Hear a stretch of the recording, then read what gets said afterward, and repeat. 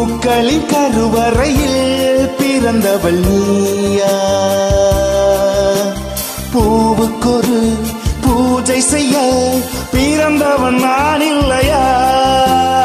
இதயத்தின் தாமரையில் இருப்பவன் நீயா? தாமரைக்குள் வீடு கட்டி தந்தவள் நான் இல்லையா? ஓடோடி வந்ததால் உள்மூச்சு வாங்குது.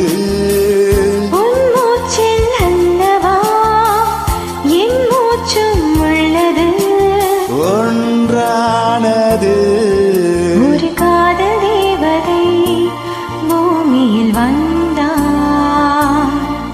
ஒரு காதல் காவியம் கையோடு தந்தார்.